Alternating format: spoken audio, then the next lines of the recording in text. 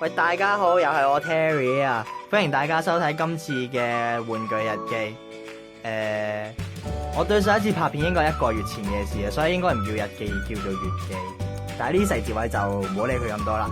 咁咧就講翻正題，大家應該都知道呢個宇宙戰隊9連者咧就出到去第7集啦。咁樣圍起咧，呢4隻嘢咧出場咧，應該就係7個禮拜前嘅事啦。咁樣咧，就點解而家先買到咧？咁其實就係講起上係一匹布咁長啦。咁樣就一開始7個禮拜前定6個禮拜前，總之我買9連王嗰陣時咧，就本來諗住買埋呢4隻嘢嘅，但係唔知點解9連王仲有貨嗰陣時，但係呢4隻嘢一開始就已經冇晒貨啦。咁就好無奈地咧，就等佢翻貨啦，諗住即係喺旺角買嗰陣時。咁就問咗老闆幾錢啦，咁樣佢咧就話每隻得128蚊嘅，即係第一次斷貨之前啦。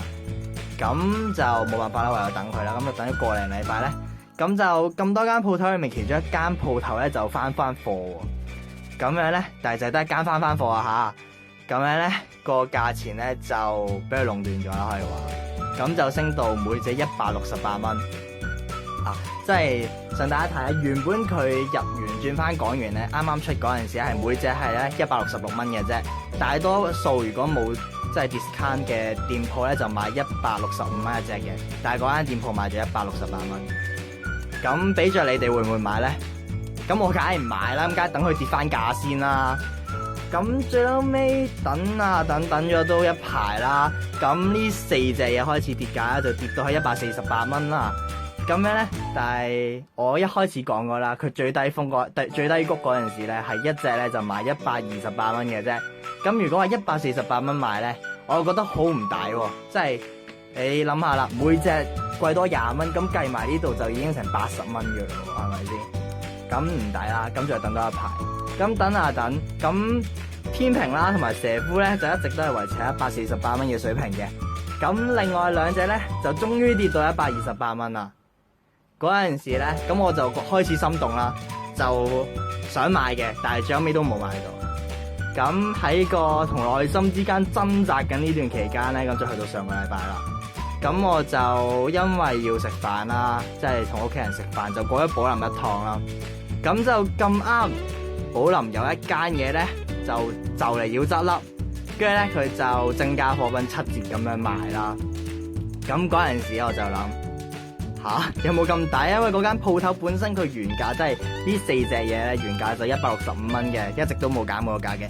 但係臨執笠嗰下嚟一個7折大減價，咁圍起上嚟咧，大家有數得計啦，165蚊乘翻0.7，每隻就係115個半。咁樣我終於下定決心，一次過將4隻嘢買晒翻嚟啦。即係其實小弟我都係只係一個學生嚟啦。雖然玩玩具係興趣啊，儲呢啲嘢都係興趣，但係點講好咧？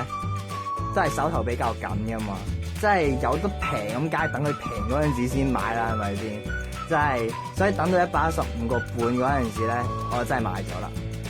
咁有一句話唔知大家有冇聽過，應該都聽過，就係咩早買早享受，遲買平2嚿啦。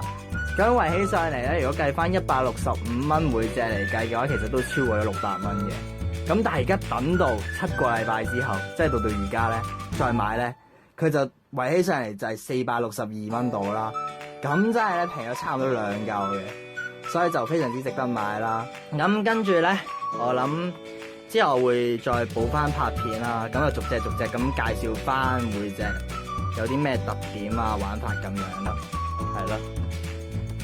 係講到仲有一樣嘢就係咧，唔知大家有冇聽過？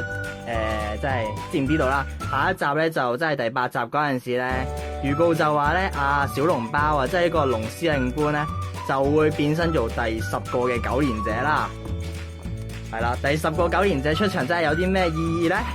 咁就係有新嘅機械人會出現啦，大家都可能會聽過嘅，就係一個叫龍帝王嘅機械人出現啦。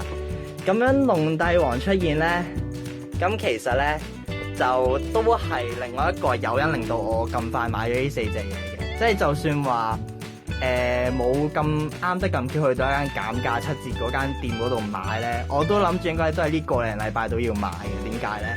因為龍帝王出現咧，就係有用3個機體，3定4個，應該其實講4隻嘅機體合成啦。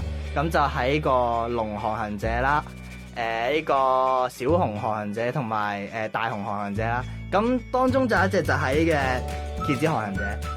咁其實呢樣嘢意味住啲咩咧？即係一出嗰陣時咧，蠍子咧如無意外會升翻價嘅。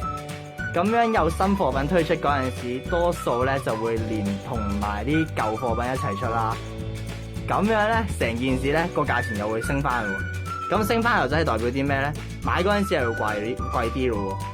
咁所以其實咧，迫於無奈底下，我都係諗住呢個人禮拜到應該都最後衝刺要買嘅，所以就買咗佢哋翻嚟咯。係啦，咁今次想講嘢其實第一樣嘢嘅啫，就係我 title 都有寫嘅，就係買玩具其實咧都係一場心理戰嚟嘅，都係要講時機嘅。所以如果話真係想買到平啲嘅即係玩具咧，咁就最好去價啦，或者睇佢等佢跌價嗰陣時先買咯，係咯。今次我想講嘅嘢就係咁多啦，咁我跟住就會逐隻咁樣拍翻片咁樣分享翻嘅。咁大家想睇邊隻先咧？咁就不妨喺下低留翻言啦。如果冇乜意見嘅話咧，我就會跟翻佢出場次序咁樣逐隻講噶啦。係，咁今次條片就多謝大家收睇啦。咁我係 Terry，我哋下次再見，拜拜。